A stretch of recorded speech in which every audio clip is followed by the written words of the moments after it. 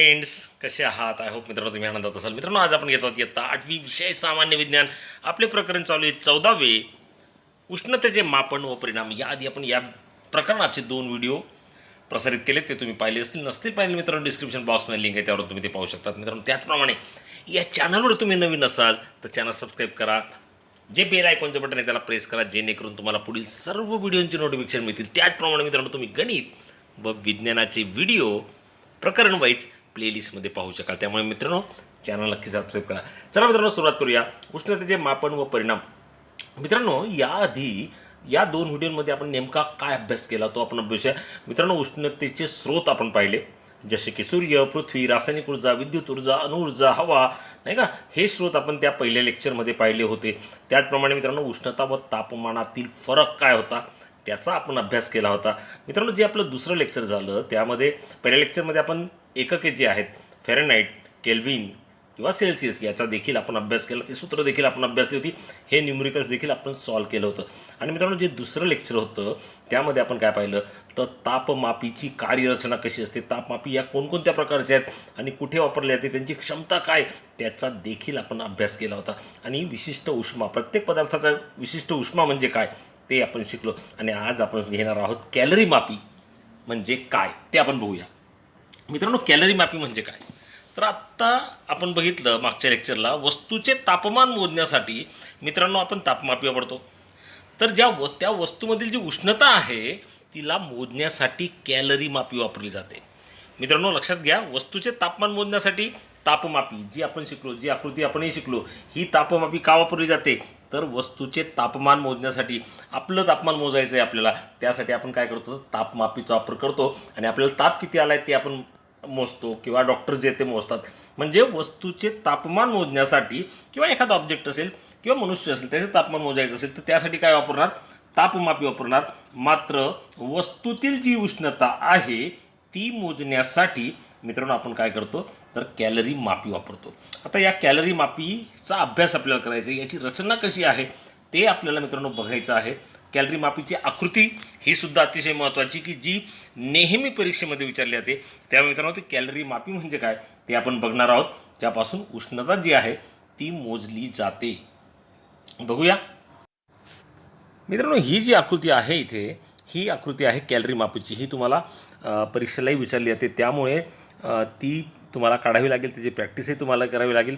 अर्थात मित्रांनो, या कॅलरी मापीमध्ये जे आपण तापमापी शिकलो त्याचासुद्धा वापर केला असतो, तीसुद्धा इथे उपयोगात आणलेली असते. आता साधारणपणे कॅलरी मापी जी तिची रचना बघा कशा पद्धतीने असते, तर 2 भांडे असतात मित्रांनो. एक बाहेरील भांडे आणि एक जे आहे ते आतील भांडं आहे. 2 भांडीत लक्षात घ्या, या पद्धतीचं हे आतील भांडं आहे.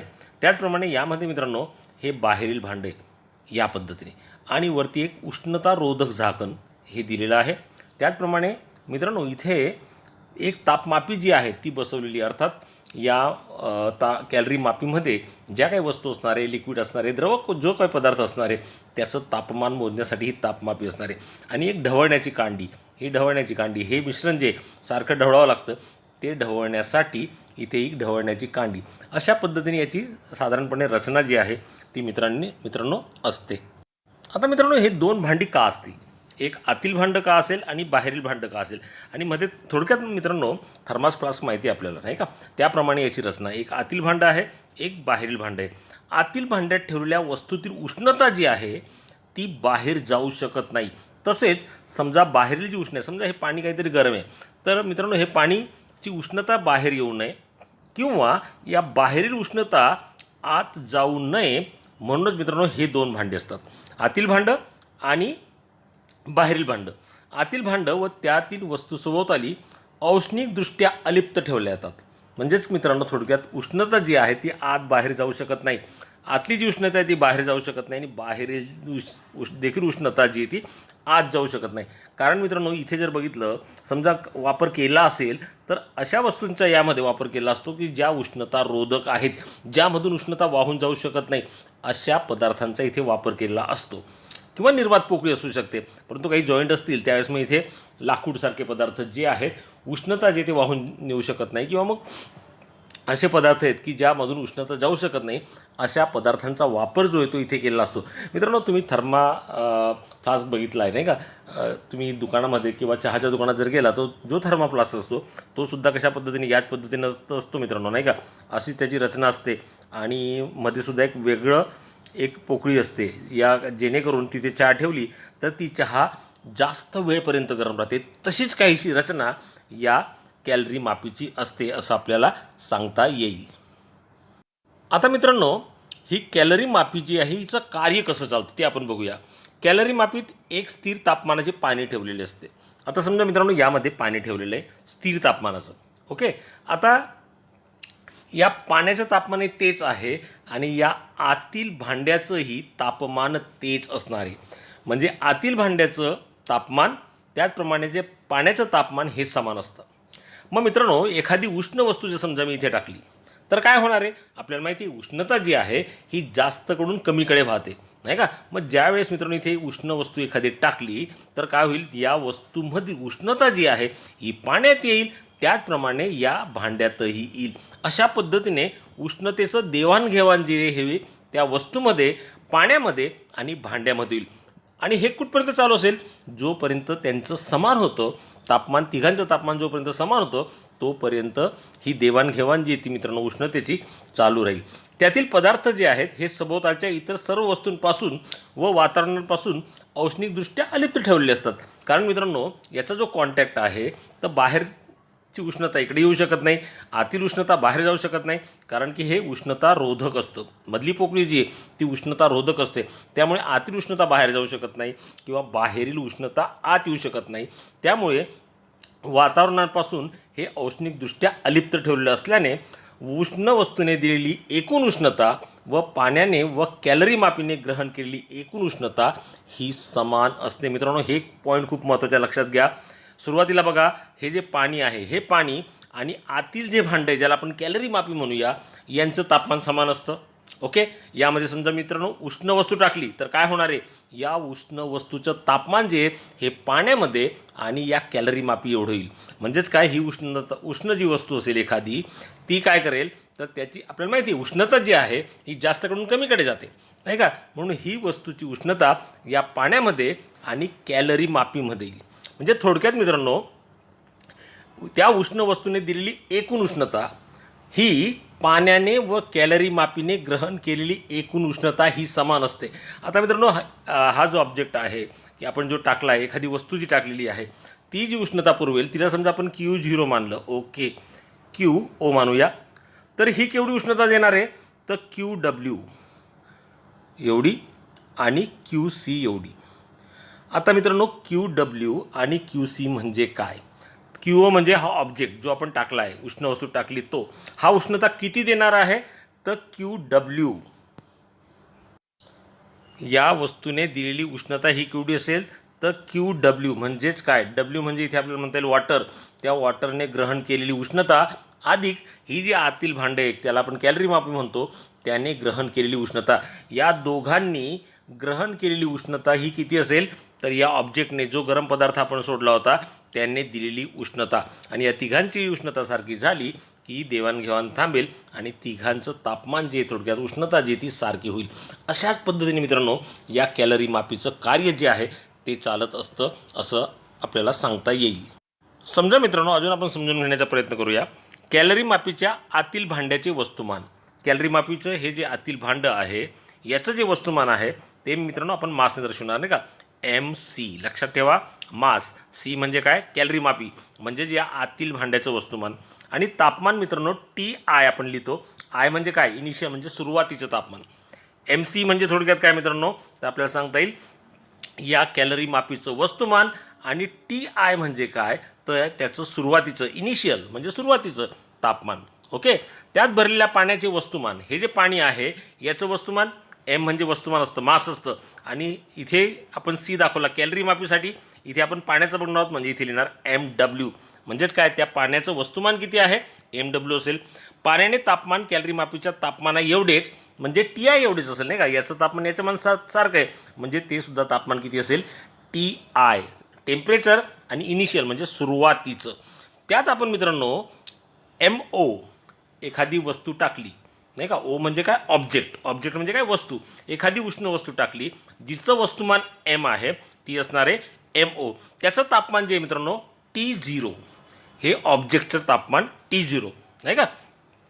तर मित्रांनो ही वस्तू टाकली तर T0 हे T1पेक्षा अधिक असल्यास ती वस्तू उष्णता पाण्याला व कॅलरी मापीला देईल. ही जर वस्तू जर मित्रांनो उष्ण असेल तर अर्थातच काय, उष्ण असेल म्हणजेच काय, ही उष्णता देईल, कारण की उष्णता जी आहे जास्तकडून कमीकडे वाहते आणि ते कोणापर्यंत जाईल तर कॅलरी मापी आणि ते वॉटरपर्यंत जाईल. जर समजा मित्रांनो हे जे तापमान कमी असेल, ही वस्तू जर थंडी असेल तर काय होईल, ही वस्तू जर थंड असेल तर उलट क्रिया होईल, जे पाण्याचं तापमान आहे किंवा कॅलरी मापीचं तापमान आहे ते याला मिळेल. म्हणजे थोडक्यात काय, ही उष्णतेचे देवाणघेवाण होतं असं आपल्याला म्हणता येईल. आणि तेच मित्रांनो इथे दर्शवलेलं आहे.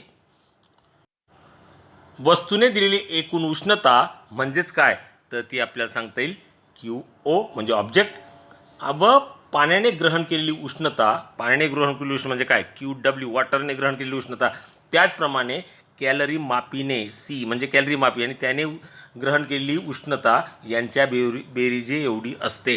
जो ऑब्जेक्ट आहे, जी एखादी वस्तू आपण गरम वस्तू टाकली, तिने केवढी उष्णता दिली तर पाण्याने ग्रहण केलेली आणि कॅलरी मापीने ग्रहण केलेली उष्णता. त्यामुळे आपण लिहितो QO म्हणजे ऑब्जेक्ट, टाकली उष्ण वस्तू असेल तर उष्ण वस्तू, ओके. QO बरोबर QW अधिक QC. आय होप मित्रांनो तुम्हाला हा कन्सेप्ट कळाला असेल असे मी समजतो.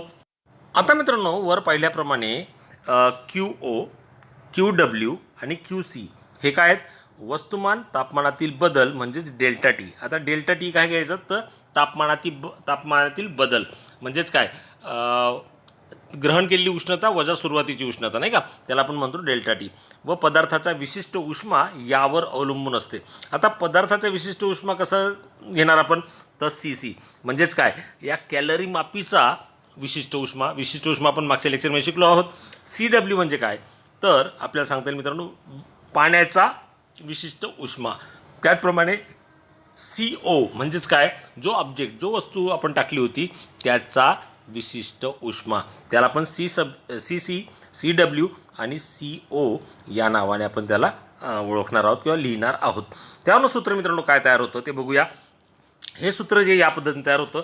आता QO म्हणजेच काय, O म्हणजे काय, ऑब्जेक्ट, ऑब्जेक्टने ग्रहण केलेला उष्मा, M म्हणजे काय, त्या ऑब्जेक्टचं वजन, डेल्टा टी म्हणजे त्यांच्यामधला फरक आणि C0 म्हणजे मित्रांनो आपल्याला सांगता येईल, C0 म्हणजे मित्रांनो CO थोडक्यात, तो म्हणजेच काय तर आत्ताच आपण बघितला, CO म्हणजेच काय, त्या पदार्थाचा, तो ऑब्जेक्टचा विशिष्ट उष्मा.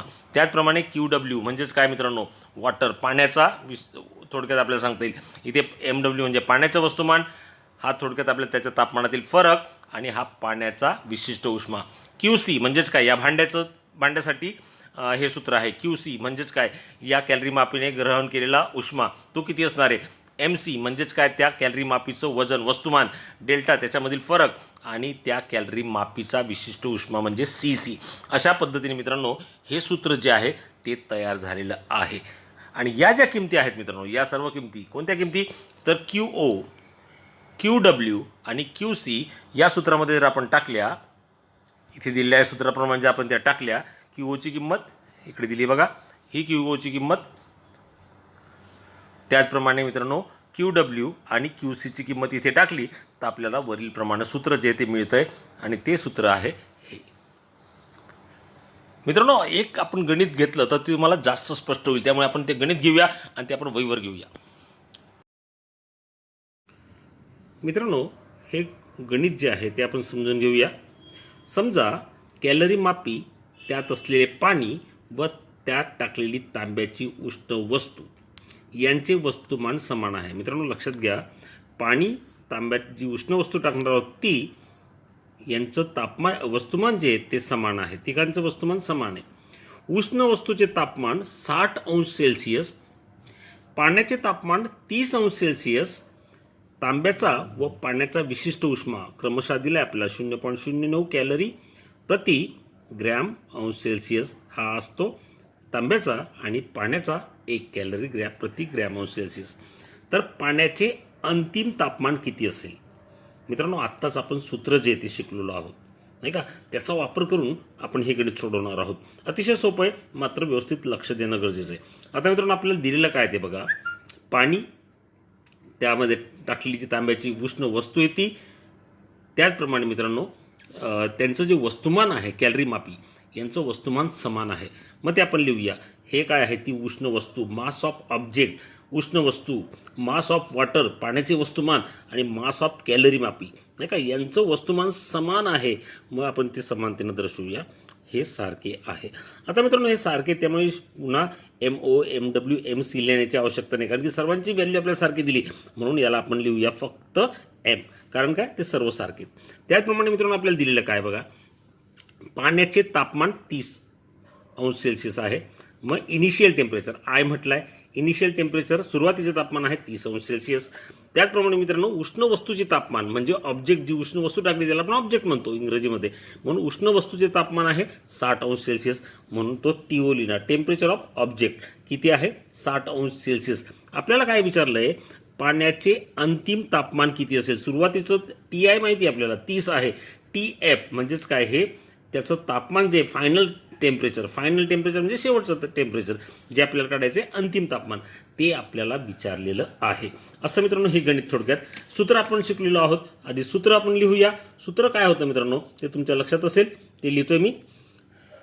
MO इंटू किंवा गुणिले डेल्टा TO गुणिले CO बरोबर MW म्हणजे मास ऑफ वॉटर म्हणजे पाण्याचं वस्तुमान, गुणिले डेल्टा TW गुणिले CW, आणि अधिक काय होतं मित्रांनो, MC गुणिले डेल्टा TC गुणिले CC.